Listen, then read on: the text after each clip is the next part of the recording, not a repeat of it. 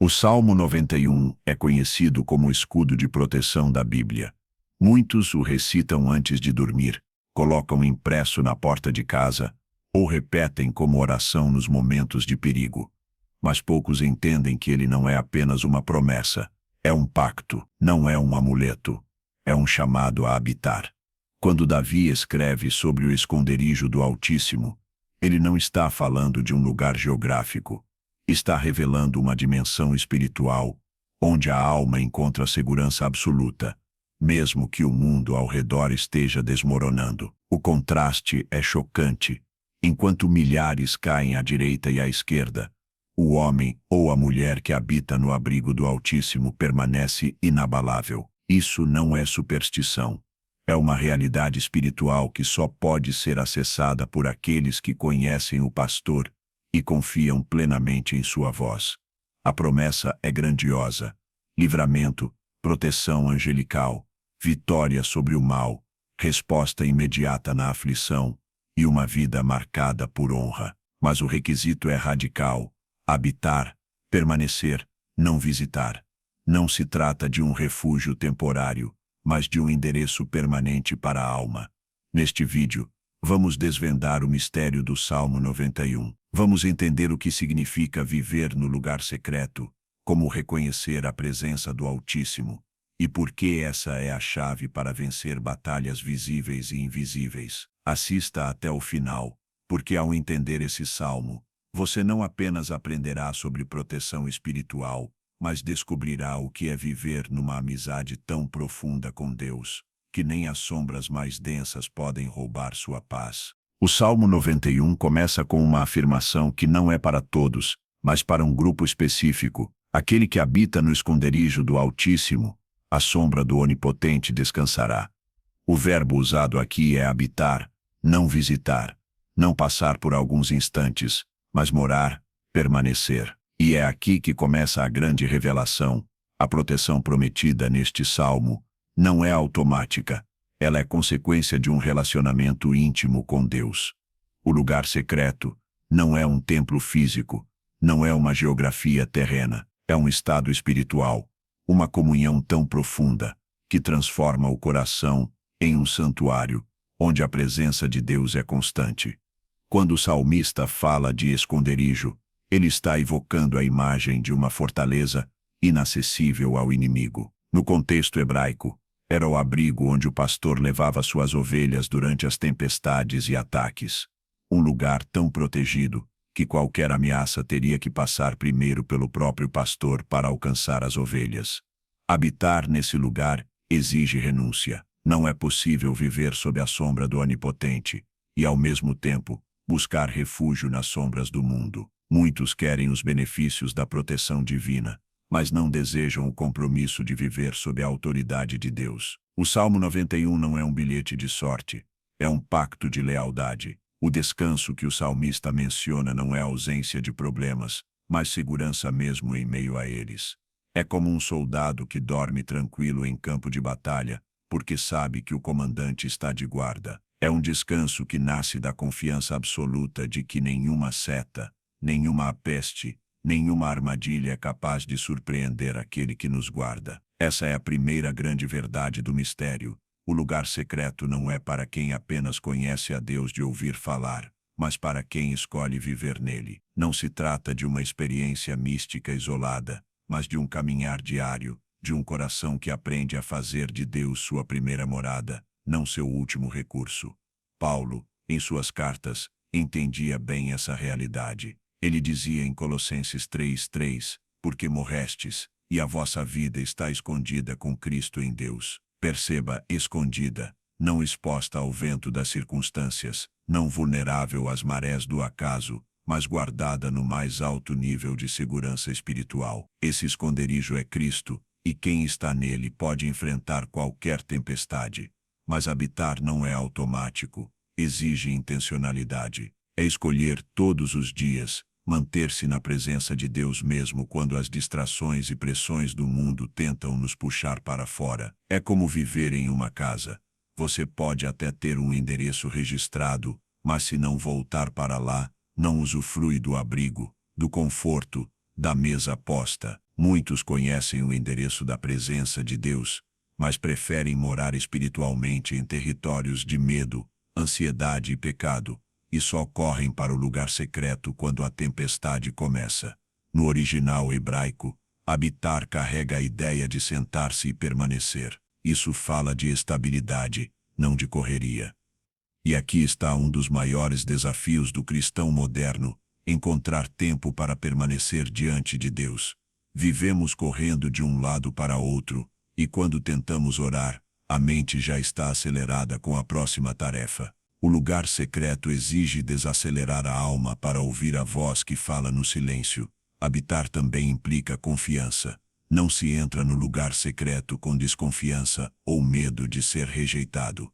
Entra-se com a certeza de que se é bem-vindo. O Senhor não colocou cadeados na porta do seu esconderijo, mas abriu o caminho através de Cristo. A questão é: queremos realmente entrar e permanecer, ou estamos apenas interessados nas bênçãos que esse lugar oferece? O início do Salmo 91 é um chamado, mas também um filtro. Ele deixa claro que a promessa que será descrita nos versículos seguintes, livramento, proteção angelical, vitória sobre o mal, é direcionada a um tipo específico de pessoa, aquela que decidiu morar na presença de Deus. Não é para os visitantes ocasionais, não é para os religiosos de conveniência, é para os filhos que aprenderam a viver no colo do Pai. E aqui está a chave: quanto mais você habita, mais conhece o caráter do Altíssimo. E quanto mais o conhece, mais confia nele. E quanto mais confia, mais experimenta a paz que este salmo promete. É um ciclo de intimidade que afasta o medo e fortalece a fé. O lugar secreto é o ponto de partida para todo o resto que o Salmo 91 revela. É a porta que, uma vez atravessada, muda para sempre a forma como enfrentamos perigos, ataques e tempestades. Quem habita no esconderijo do Altíssimo não vive à mercê do caos, vive ancorado na presença daquele que controla todas as coisas. Logo após nos apresentar o lugar secreto, o salmista nos leva a um ato de declaração. Direi do Senhor: Ele é o meu Deus, o meu refúgio, a minha fortaleza, e nele confiarei. É aqui que entendemos que a fé não é silenciosa, ela fala. E o que falamos sobre Deus, especialmente nos momentos de crise, revela onde realmente está a nossa confiança. Note que a ordem é clara: primeiro, habitar, depois declarar. Não se trata de palavras vazias ou declarações mecânicas, mas de um testemunho que nasce de uma experiência real. É como um soldado que diz: eu confio no meu comandante porque já viu esse comandante protegê-lo, lutar por ele, conduzi-lo à vitória. Da mesma forma, o salmista não está recitando um verso bonito. Ele está proclamando uma verdade que ele conhece na prática. As 4 expressões usadas aqui carregam profundidade. Meu Deus fala de relacionamento pessoal, não de um ser distante e impessoal. Meu refúgio traz a imagem de um abrigo contra tempestades e perseguições. Minha fortaleza evoca a segurança de muralhas intransponíveis, de um lugar alto que o inimigo não consegue alcançar. E nele confiarei fecha com a entrega total, não em estratégias humanas, não em alianças políticas, não em força própria, mas em Deus. Paulo, em Romanos 8:31, ecoa essa mesma confiança ao dizer: se Deus é por nós, quem será contra nós? Essa não é uma frase motivacional, é a expressão de uma alma que sabe quem está no controle. O apóstolo entendia que as circunstâncias podiam ser contrárias, que as prisões podiam ser reais, mas nada disso anulava a soberania e a fidelidade de Deus. A declaração de confiança tem um efeito duplo: fortalece quem a faz e intimida o inimigo. No mundo espiritual, palavras carregam peso. Quando afirmamos quem é Deus para nós, reafirmamos nossa posição debaixo da sua autoridade e lembramos ao reino das trevas que não estamos sozinhos. É como um estandarte levantado no campo de batalha, não para ostentação, mas como um sinal claro de que pertencemos a um rei invencível. Mas aqui está o ponto: não se trata apenas de dizer com os lábios. É possível falar: Deus é meu refúgio, e na prática, correr para outros abrigos quando o perigo se aproxima, dinheiro, influência, amizades estratégicas, até mesmo uma falsa religiosidade. Essa incoerência não sustenta o peso da guerra espiritual. O salmista nos convida a uma confiança que molda atitudes, que se traduz em decisões concretas. Confiar em Deus não significa ausência de medo, mas significa que o medo não dita nossas escolhas. É olhar para a tempestade e, mesmo com o coração acelerado, escolher permanecer firme, porque sabemos que Ele está no comando. É essa confiança que transforma declarações em testemunhos vivos. E aqui está algo profundo. Quanto mais declaramos quem Deus é, mais nosso coração se alinha à verdade. As circunstâncias tentam nos convencer do contrário, mas as palavras de fé funcionam como âncoras, impedindo que sejamos arrastados pela maré da dúvida. Não é auto-engano, é reafirmação daquilo que o próprio Deus já prometeu. O inimigo sabe que, se roubar nossa confiança, rouba também nossa paz. Ele quer que nos calemos, que deixemos de dizer, Ele é o meu refúgio, porque cada vez que declaramos isso, a nossa fé se fortalece, e a fortaleza espiritual se ergue mais alta. É por isso que Paulo, mesmo em correntes, continuava dizendo, eu sei em quem tenho crido. 2 Timóteo 1:12. Essa é a segunda chave do mistério do Salmo 91. Não basta habitar, é preciso declarar. Não basta conhecer o lugar secreto, é preciso afirmar publicamente, para si mesmo e para o mundo espiritual, quem é o nosso Deus. É a diferença entre ter um abrigo e anunciar que está nele. E o inimigo pensa duas vezes antes de atacar alguém que sabe e proclama onde está a sua segurança. Depois de revelar o lugar secreto e a declaração de confiança, o salmista apresenta a promessa de intervenção divina. Porque ele te livrará do laço do passarinheiro e da peste perniciosa. Aqui entramos em um território onde a lógica humana não alcança. O campo invisível das armadilhas espirituais e das ameaças que se movem nas sombras. O laço do passarinheiro é uma metáfora para as armadilhas preparadas com paciência e estratégia pelo inimigo. O passarinheiro não corre atrás da ave. Ele constrói uma armadilha, disfarça, espera. Assim também o diabo trabalha, não se expõe de forma óbvia, mas cria situações sutis para prender a alma, seja por sedução, engano, orgulho ou medo. O perigo desse laço é que ele quase sempre parece inofensivo até se fechar.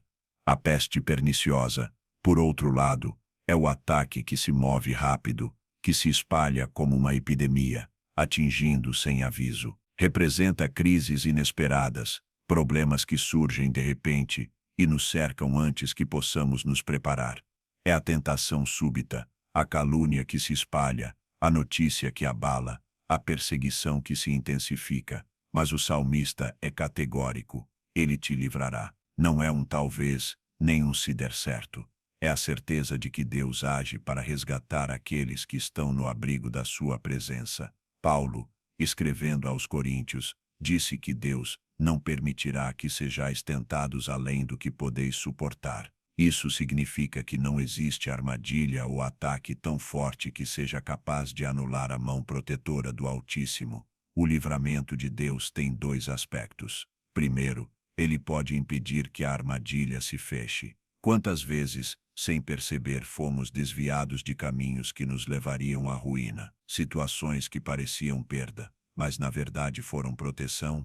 Essa é a intervenção silenciosa do céu. Segundo, quando a armadilha já se fechou, ele pode quebrar as cordas e abrir a porta da prisão. Pedro experimentou isso em Atos 12, quando o anjo do Senhor o libertou das correntes e abriu as portas da prisão sem que nenhum soldado percebesse. É o Deus que não apenas previne, mas também redime e restaura. O mais profundo aqui é que o livramento não depende da nossa força ou habilidade em detectar perigos. Depende da nossa permanência no lugar secreto. Um pássaro que tenta evitar laços por sua própria vigilância pode até escapar de alguns, mas está sempre vulnerável. Mas aquele que está sob as asas do Todo-Poderoso vive em um território onde os laços não têm poder e as pestes não encontram entrada.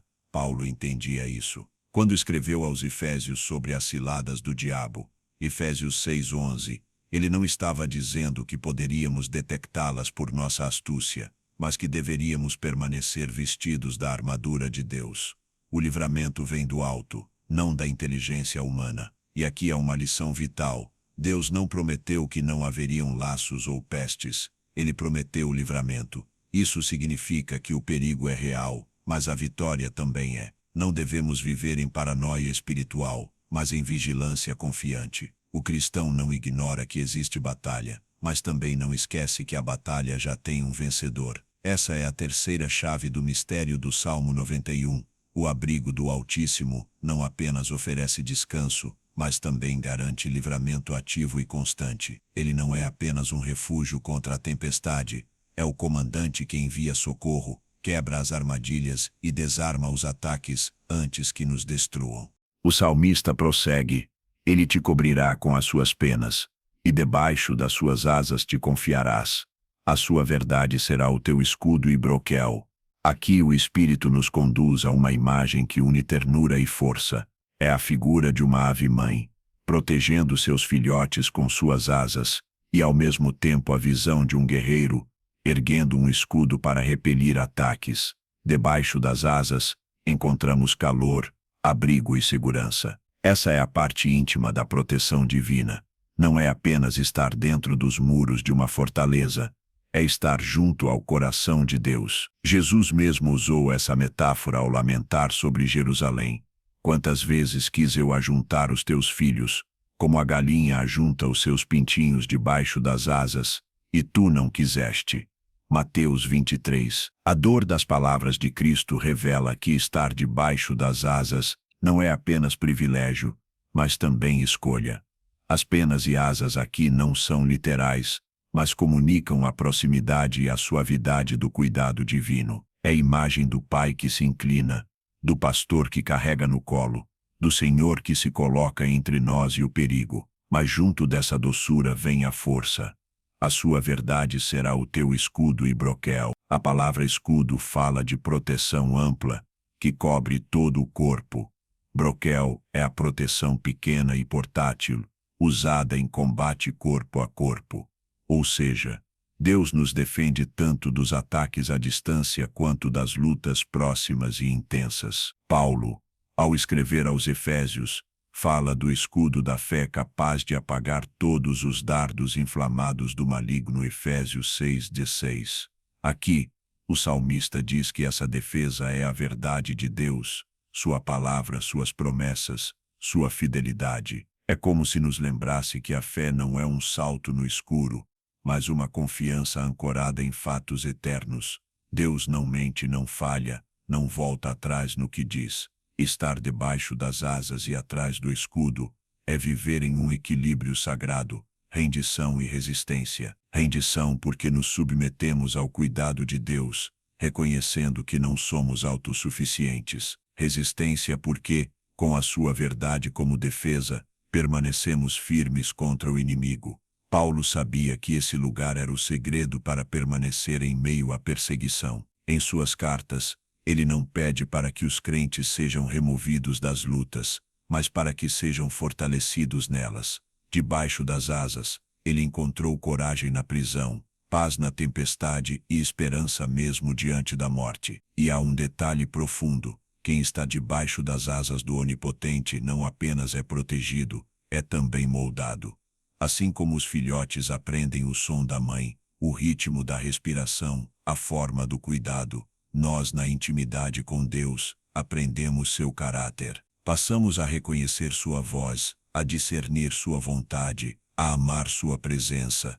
Essa é a quarta revelação do mistério do Salmo 91. O lugar secreto não é apenas uma posição de defesa, mas uma escola de intimidade. Ali aprendemos a confiar, a descansar e a lutar com as armas certas. O salmista declara: não temerás o terror de noite, nem a seta que voa de dia. Essas palavras soam como um decreto de libertação para o coração humano, porque o medo é uma das armas mais antigas e eficazes do inimigo. O medo paralisa, confunde e nos faz recuar mesmo quando não há motivo real para fugir. Mas aqui, Deus está dizendo: debaixo da minha cobertura, o medo perde o poder. O terror de noite fala dos ataques invisíveis, daqueles que não podemos prever ou controlar. Representa as ameaças que surgem quando estamos mais vulneráveis, quando a escuridão cobre nossos olhos e o silêncio parece amplificar os perigos. É a ansiedade que visita a mente nas madrugadas. É a lembrança de feridas passadas. É a voz da acusação que sussurra: você não vai conseguir. Já a seta que voa de dia representa os ataques abertos, diretos e inesperados. Flechas lançadas na luz do dia, vistas por todos. São as calúnias, injustiças, perseguições e afrontas que chegam sem aviso, tentando perfurar nossa confiança. E o salmista diz: não temas nenhum nem outro. Esse não temerás não é apenas um conselho, é uma ordem sustentada pela presença de Deus. Não se trata de fingir que o mal não existe, mas de saber que ele não tem autoridade para nos dominar. Paulo escreve aos Romanos que se Deus é por nós, quem será contra nós? E completa afirmando que nem morte, nem vida, nem anjos, nem principados, nem poderes, nem o presente, nem o futuro poderão nos separar do amor de Deus que está em Cristo Jesus. O apóstolo viveu exatamente essa realidade. Ele enfrentou prisões, açoites, naufrágios e ameaças de morte, mas manteve-se inabalável porque o medo já não governava seu coração. Ele entendeu que a coragem não é ausência de temor, mas presença de fé. No reino espiritual, o medo é um convite para o inimigo avançar, mas a fé é uma muralha que o detém. É por isso que o Salmo 91 nos ensina a viver sob o abrigo do Altíssimo, porque é dessa posição que podemos dizer com convicção: não temerei o que me possa fazer o homem. Salmo 56:11. O terror noturno também nos lembra das batalhas invisíveis que Paulo descreve em Efésios 6, onde fala sobre principados, potestades e forças espirituais da maldade. Essas guerras não se vencem com armas humanas, mas com armaduras espirituais, o cinto da verdade, a couraça da justiça, o escudo da fé, o capacete da salvação, a espada do Espírito e a oração constante. E a seta que voa de dia é um lembrete de que nem sempre o ataque vem do oculto, às vezes ele é público e humilhante. Mas mesmo assim, o salmista diz que não precisamos temer. Porque a seta pode até ser lançada, mas não encontrará alvo onde o Senhor é o escudo. A coragem que o Salmo descreve não é fruto de autoconfiança, mas de confiança total no Deus que nos guarda. É a certeza de que Ele não perde batalhas, não se atrasa e não abandona seus filhos. O que para o mundo parece insensatez, enfrentar gigantes, permanecer firme diante de decretos de morte, cantar na prisão, para nós é simplesmente viver na dimensão do reino. Esse versículo do Salmo 91 também é uma convocação para que a Igreja de Cristo se levante sem medo. Quantos têm se escondido, recuado ou silenciado por temor da reação do mundo? Quantos têm se adaptado às trevas para evitar a seta que voa de dia? O lugar secreto do Altíssimo não é apenas um refúgio para nos proteger, mas uma fortaleza de onde partimos para avançar com ousadia. O mistério revelado aqui é que o medo perde sua força quando a presença de Deus é maior do que qualquer ameaça. Quem vive sob as asas do Onipotente não negocia sua fé para preservar a própria vida, porque já entendeu que viver é Cristo e morrer é lucro. Assim, o salmista não está descrevendo apenas uma promessa de proteção, mas um estilo de vida. Um chamado para viver no meio das tempestades com a paz de quem sabe que o capitão do barco nunca será vencido pelas ondas. O versículo que diz: 1000 cairão ao teu lado e 10.000 à tua direita, mas tu não serás atingido, é um dos mais impressionantes do Salmo 91. Ele não apenas fala de proteção, mas descreve um cenário de caos total, onde o mal avança sem restrições e mesmo assim, o justo permanece de pé. É uma imagem que carrega tanto consolo quanto peso espiritual. O texto não promete que o mal deixará de existir, mas garante que, quando ele vier, A mão de Deus será um muro entre o seu filho e a destruição. É como se o salmista estivesse descrevendo um campo de batalha onde as flechas já foram disparadas, os inimigos já caíram, e a guerra já está acontecendo. Mas há um território invisível, marcado pelo sangue do Cordeiro, que o inimigo não pode cruzar. Quando Paulo escreve aos Tessalonicenses sobre a volta de Cristo, ele diz que a apostasia virá antes, e com ela a manifestação do homem do pecado. É uma advertência sobre dias em que muitos cairão espiritualmente, e é aqui que o Salmo 91 ecoa como um alerta. Haverá momentos em que você verá quedas ao seu lado, de pessoas que um dia caminharam ao seu lado na fé, mas que não suportaram a pressão. 1000 à esquerda, 10.000 à direita. Isso também fala de proporção. Mostra que a queda será ampla, que a resistência da fé será testada ao extremo, e que o caminho estreito se revelará ainda mais estreito. Jesus disse que o amor de muitos se esfriaria, e que apenas quem perseverar até o fim será salvo. A promessa do Salmo não é para aqueles que apenas começaram bem, mas para aqueles que permaneceram sob as asas do Altíssimo até o último dia. No campo de batalha espiritual, o que garante a sobrevivência não é a força física nem a inteligência estratégica, é a permanência na presença de Deus. Assim como Israel no Egito foi protegido da 10ª praga pelo sangue nos umbrais das portas, assim também o cristão é guardado pelo sangue de Cristo, que o inimigo não pode tocar. Esse versículo também confronta a falsa ideia de que a fé é uma bolha onde nada de ruim acontece ao redor. Pelo contrário, o salmista admite que haverá queda, tragédia e juízo, mas assegura que o justo verá tudo isso de pé, não porque seja intocável, mas porque Deus o sustenta. Paulo entendeu isso de forma profunda. Ele foi cercado por naufrágios, açoites, prisões e perseguições, e ainda assim disse: abatidos, mas não destruídos. Ele sabia que o inimigo poderia tocar o corpo, mas jamais alcançaria a alma guardada em Cristo. O tu não serás atingido não significa ausência de dor, mas vitória sobre ela.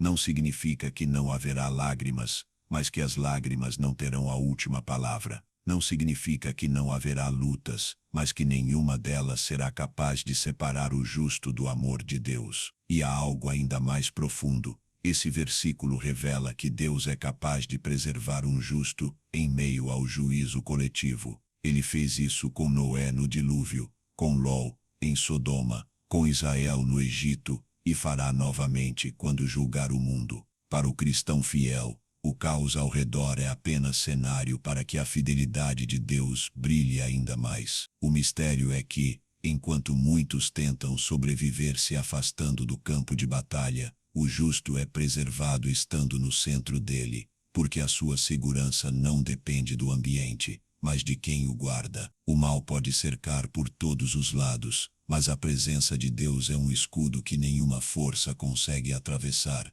Este versículo não é apenas um consolo, é um chamado à fidelidade, é um lembrete de que a nossa permanência na presença do Altíssimo não é opcional, é questão de vida ou morte espiritual. É a voz de Deus dizendo: fique perto de mim, e mesmo que o mundo desabe, você permanecerá de pé. Assim, quando 1000 caírem ao seu lado e 10.000 à sua direita, lembre-se, a promessa é para os que habitam no esconderijo do Altíssimo, não para os que o visitam ocasionalmente, é para os que escolheram fazer da presença de Deus a sua morada diária, não um refúgio de emergência.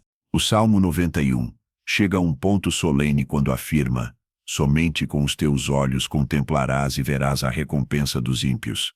Essa frase carrega tanto um aviso quanto uma promessa. É como se o Espírito de Deus dissesse: você vai viver para ver a minha justiça. Essa visão não é para alimentar curiosidade mórbida, mas para nos lembrar que Deus é um juiz perfeito, e que todo ato de maldade, toda injustiça contra o seu povo, todo insulto contra o seu nome, será julgado com retidão. Paulo, ao escrever aos Romanos, declarou que a ira de Deus se revela do céu contra toda a impiedade e injustiça dos homens, que detêm a verdade pela injustiça. O justo pode descansar, porque sabe que o mal não terá a última palavra. Mas aqui existe um detalhe espiritual que não pode ser ignorado. O salmista diz que veremos com os olhos, mas não participaremos da condenação. Ou seja, não é um olhar de cumplicidade ou prazer na destruição do outro, mas um olhar de testemunha, que confirma Deus é fiel, Deus é justo, Deus cumpre o que diz. É a mesma postura de Noé, vendo as águas baixarem após o dilúvio, não como alguém que se alegra na morte dos ímpios, mas como alguém que confirma a soberania de Deus. Paulo entendeu isso quando disse aos coríntios que os santos hão de julgar o mundo, não no sentido de se tornarem juízes por si mesmos, mas de participar, como co-herdeiros com Cristo, do dia em que a verdade será revelada, e todo o joelho se dobrará. O justo verá que nada passou despercebido, que cada lágrima foi contada, que cada ato de fé foi lembrado diante do trono. Esse versículo também serve como um antídoto contra a inveja dos ímpios. Muitas vezes, o cristão vê pessoas prosperarem aparentemente sem limites, enquanto ele mesmo enfrenta lutas e restrições. Mas o salmista, no Salmo 73, confessa que só entendeu o fim dos ímpios quando entrou no santuário de Deus. O olhar humano é enganado pelo agora. O olhar espiritual vê o depois. O Salmo 91 nos chama a enxergar com esse segundo olhar. E há ainda um ponto profundo. Esse somente com os teus olhos indica que haverá um distanciamento espiritual entre o justo e o ímpio.